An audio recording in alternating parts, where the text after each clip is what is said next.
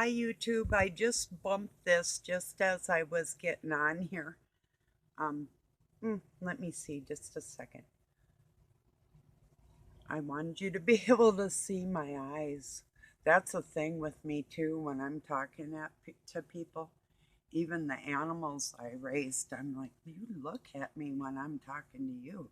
I had people I'd walk away from if they had sunglasses on when it wasn't sunny out or something like that, and they're trying to talk to me. It's like, no, no, no, I don't do that. Ah, well, you know what? Good enough. We'll leave it there, I think. Oh, one more little minor adjust. I'm sorry. I really, okay, that's about where I think I had it. Oh, better. Today I'm celebrating with Doug his 73rd birthday on this planet.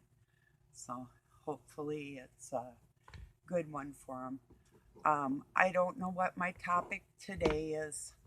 Um, Been a little sleep deprived, not in a bad way, but last night I was talking on Messenger with my youngest son, John, and a friend of mine that, about 5, 6 years on Facebook, she gets a hold of me and she didn't ask. She said, give me your phone number. I got locked out of Facebook and I need help getting back in. And then the last line she wrote after I responded, if you had said, would you? I said, being rude doesn't cut it. If you had said, would you, it would have, I might have let the phone ring or whatever. Um, but Doug was sleeping and I wasn't going to wake him up for a rude person. And then it was like about, 9 or 10 o'clock at night, or maybe even not that late because he didn't sleep the whole night before. So he fell asleep early, but no, I wasn't going to do that. But rude does not cut it. I'm going to read you what I wrote this morning on Facebook, and I know she knows this is for her. Rude and stupid from a older person seems to be the flavor of the day. It isn't cute or witty. It's repulsive, regressed, and a reprobate mindset. So that's, and this is coming from somebody that professes to be God's daughter. So, what God are you the daughter of? Eh? So, whatever. But yeah. So, I just had to tell her how I feel. She also tried to come in between my daughter in law and I in another incident. So, it's like, adios, bye bye. I didn't unfriend her. Doug goes, you should just like get rid of her. And I'm just like, no, it's more fun telling her how I feel than it is getting rid of her. So that's the way I feel about it. So anyway, um, let's see what else is going. Oh, on the View, there is a call for an uprising had a really good thing. I don't remember the name of this person that said that Christians are worse than the Taliban. And Call was like, well, then you should try going to live over with the Taliban because for their far left liberal ways, they would just put them to death. They wouldn't put up with their shenanigans. So, yeah. But that is what they're trying to. Um, well, I heard something really, really good out of Dr. Jordan Peterson about people that cast dispersions on another's character. It's like when you're in a court of law and you have like the prosecuting attorney or whichever, but we'll just go with the prosecutor for this moment. And he's before the jury and he's telling the jury why they should convict this person, um, to leave no room for reasonable doubt. In the meantime, reasonable doubt has already been placed within that jury's mind just by what they've heard, um, to, what would the word be, I'll get it here, um, to make a person look lesser than what they are. Like I say, if you cast, and that was an interesting choice of words, to cast as to set into play dispersions, like thoughts of uh, the person's character isn't as upstanding as they should be. So once those thoughts are placed in another person's head, they're always going to have those type of thoughts because of the dispersion that was cast upon them with another person's words. That's very interesting. And they were talking about how, like, a doctor that would be put before the medical board to be in jeopardy of losing his license on a complaint from a patient or whoever. In this medical board, like in my state, they don't have to tell you who the complainant is. All they have to do is get a complaint against the doctor, and they will go forth uh, to try and, well, what would bring charges upon this person so they'll lose their medical license.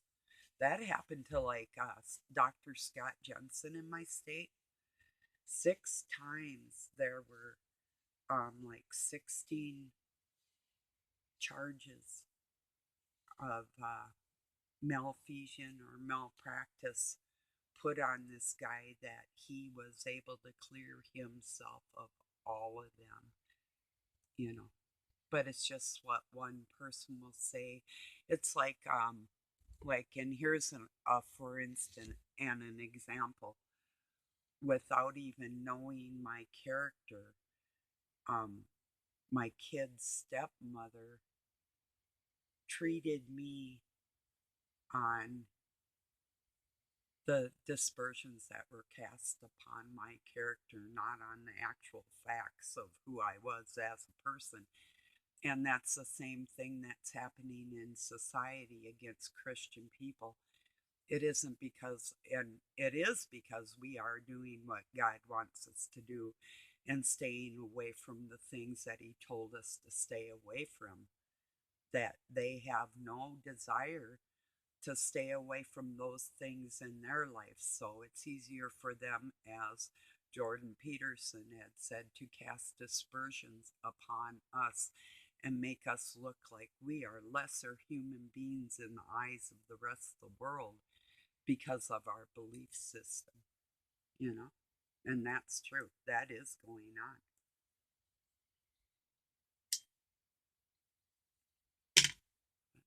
Mm. And then there was light and smoke. Yeah, the lifting of the veil. So I'm just a little silly today. You'll have to excuse me. Yeah. Um, let's see. I don't know really, like I say, what I'm really talking about today. I don't have any really set plan of. Um, I'm. Oh, just a minute. I'm gonna try and think of what I want to talk about. Maybe it's nothing. I don't know. So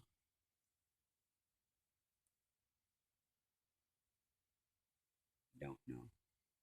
I can read you some memes. That'll take some of our time here. I had some pretty good ones, I think. Not a lot. Oh, here was a very good one. Teach your kids that safe adults don't ask children to keep secrets. That is so true. And Here's something interesting. The Institute of Devotees, in its June 2016 issue of To Artificial Intelligence, AI is all around. Print version title says. In fact, AI has been a part of video games for more than 60 years. An early example was Nimrod, a computer designed for the 1951 Festival of Britain exhibition. IEEE life member John Bennett and built by engineer Raymond Stewart Williams. That is, then I'm going to tell you about on Sunday something they're going to do in the UK. They're calling it an alarm that is going to go to several people's devices. It says, okay, just think for a minute on this, please. They are doing an alarm thing on Sunday. Yes, well, there are 97.23 million mobile connections in the UK, 85.01 millimeter active mobile devices, and 12.22 millimeter, or yeah, million, I think. Million, excuse me, it's 1M. Connected thing. I think I'm correct, okay? Maybe not on what I just said about what the means. 90% of the adult population have a mobile phone, making 1.37 active connections per head of the population. Now imagine all of them going off all at once, all at the same time. Now you would have to send a frequency and a wave across the UK at the exact same time to every phone. Now trust me, now they got again when I say turn them off before 3 p.m. on that day. The frequency or the wave will be extremely high for it to happen at the exact same time. They are not testing alarm. They are testing the magnitude of the frequency and the impact of the wave. Please turn your devices off, trust me, and stay away from large crowds.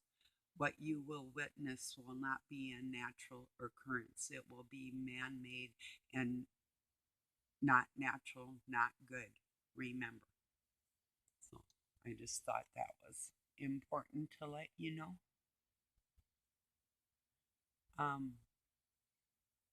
Yeah,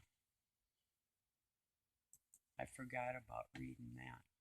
I thought, well, my first thought on that was they're already doing it anyway without any alarms or telling us ahead of time or any of that. I believe that, of course, most people believe now that we know that that's what microwaves and 5G and whatever is all about anyway, is disturbing the frequency and the circadian rhythm of the planet, or the Schumann resonance, whichever, you know. And yeah, electronics do affect people.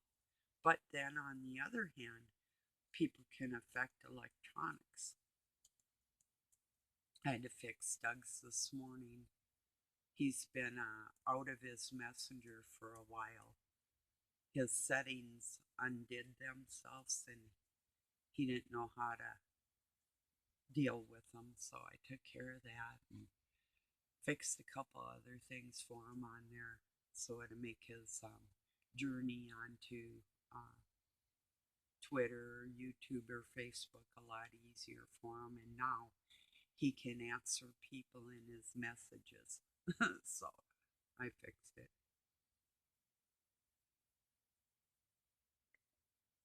Excuse me.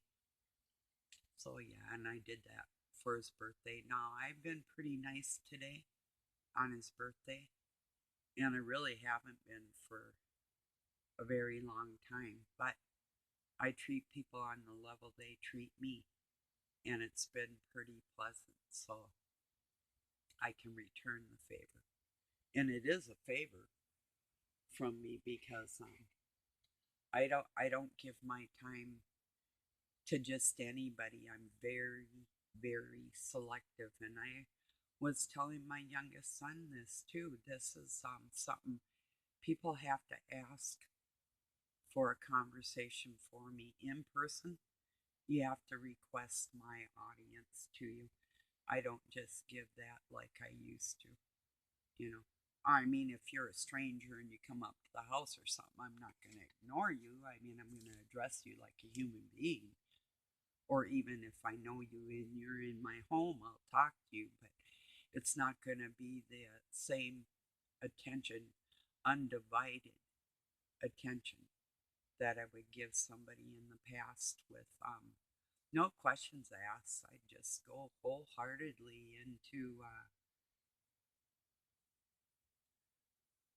giving a person more of myself than I ever would receive in return. So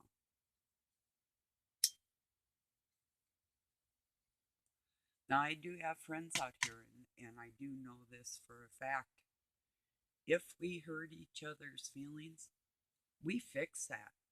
We find words to say to validate that other person's pain. We don't leave them hanging. That's where you know your true friends lie, where they lay, because a person with God in their hearts will never leave you in pain and not think anything of it, you know. And maybe that is a good topic for my video today because with the psychotic personalities of what's going on in this world and the rudeness of people. And really, to me, an older person being rude, I was raised with impeccable manners. And for a person to be rude like that, I just cannot tolerate it. I won't. I refuse. I wouldn't dream of telling somebody, do this for me instead of would you. And in fact, for me to actually ask somebody, would you do this for me? I'm not, that doesn't come easy to me either. I never expect somebody to do something for me that I wouldn't meet with equal effort, you know, or as much of the energy that I could put forth towards that. I don't expect anything for free from other people like that. Do this for me. What? Excuse yourself. Did you just mess yourself? Yeah, you did. You little baby. You better go home to your mommy. She needs to clean your face and your brain and your heart. No, excuse me before I get too mean on the subject, but out of a woman that I think is probably about 55. So she's like about 10 years younger than me. I had better manners at 5, you know. If I would have, oh, I would have died as a child if I had talked to somebody like that. That just wasn't something we did. Do this. Even to our friends, we didn't treat each other like that. I mean, I seen a few people that were rude to each other, and that's the way they communicated. And to me, they were just a bunch of bitches for acting like that because real people don't treat other people like that. So, and if you're around somebody that does, don't take that lightly. You know, it's not do this, it's would you know, or can you, or I'd appreciate it if you could, or, you know, something like that.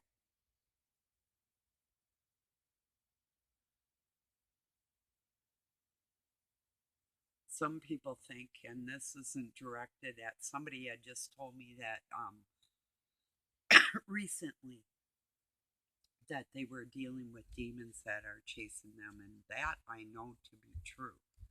I also know to be true that some people have demons inside of them that aren't chasing them, that they have willingly accepted as a part of themselves.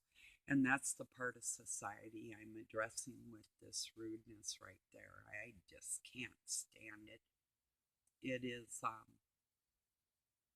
ish. It's terrible.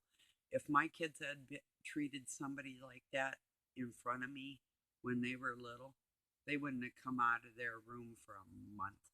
Well, maybe that's a little, maybe a couple nights. No, actually, it probably would have been more severe than that. I mean, like you're talking to a person like, what did you just say? You know? No.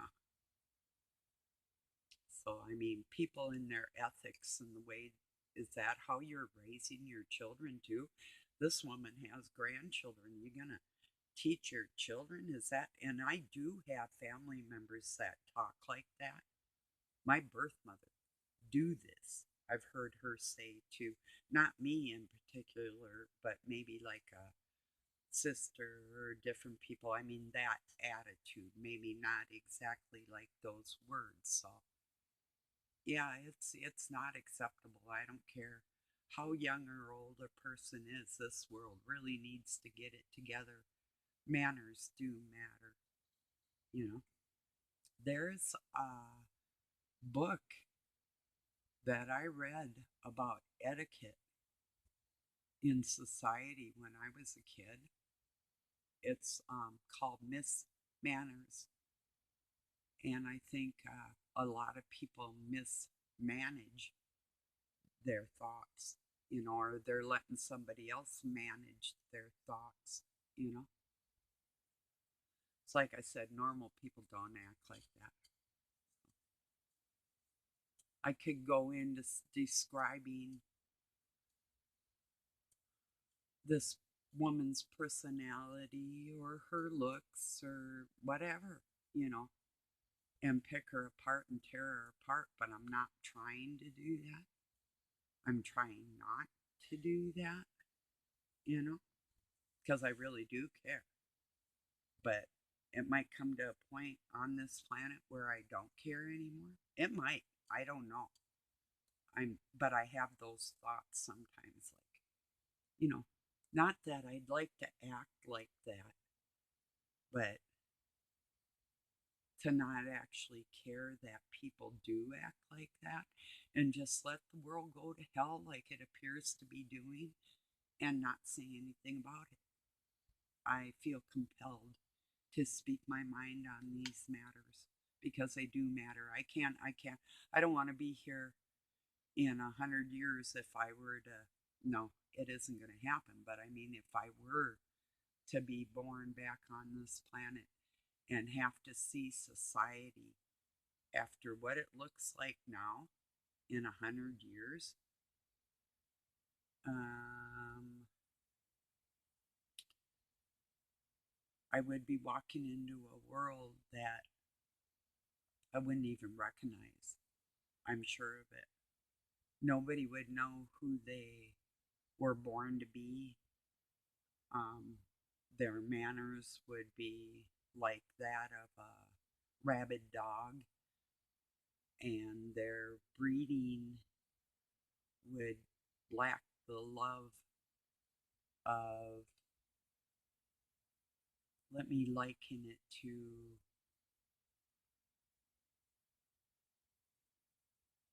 a dog in heat, you know? No, actually, a dog has more dignity. I've seen dogs that wouldn't mate with a bitch in heat just because they didn't like her. So I guess they're worse than that. I can't even think of an animal that lacks enough, that lacks that integrity that would act like people act. I can't think of anything in the animal kingdom that rude. No, I can't. I really can't. Let me think. What would be worse than, let's say, like,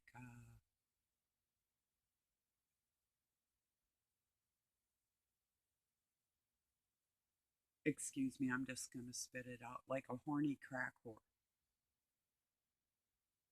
No, even that, I could have more compassion for her or him. I really can't think of anything living on this planet that is more disgusting than the misplaced sexuality that's going on out on this planet right now. You know, I really can't. I wouldn't even want to live many more decades to even watch this. I've had enough. Good thing I'm gonna be going home soon,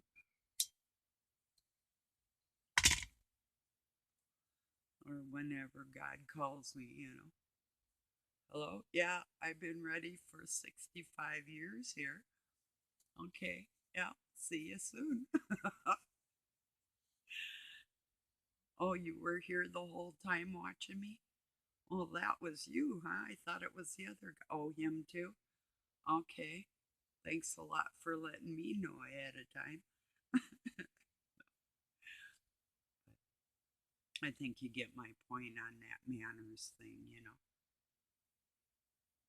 Oh, that's what they said in that about Christians that we're talking. It isn't so much that we talk to Jesus, it's that we believe he answers us back. Well, the loud voice, and everybody does hear that feeling inside of us, whoever our master is, the loud one trying to get at you.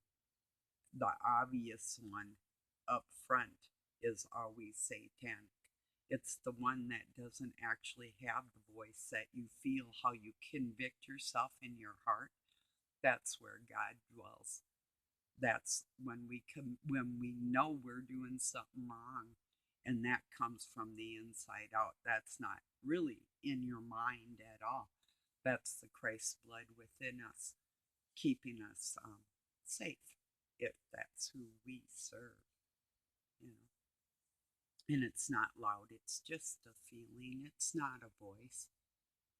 God doesn't tell me what to do. Well, he will through that, but when we try and explain what a spiritual feeling is and put it into words, that leaves room for these freaks of nature to misconstrue what we say. So the language and the terminology we use to explain how Christ would talk to us, or even through a friend, if you're thinking of something that you'd like to hear from God, or a message or some type of sign, will come through from one of your friends that believe in that same. And that's the human connection with Christ right there, and seeing God. If you seek the face of God, that's how we find that, you know. So, yeah. I was going to say fornicating like a bunch of baboons, but I still think baboons have more integrity than a lot of people nowadays, you know?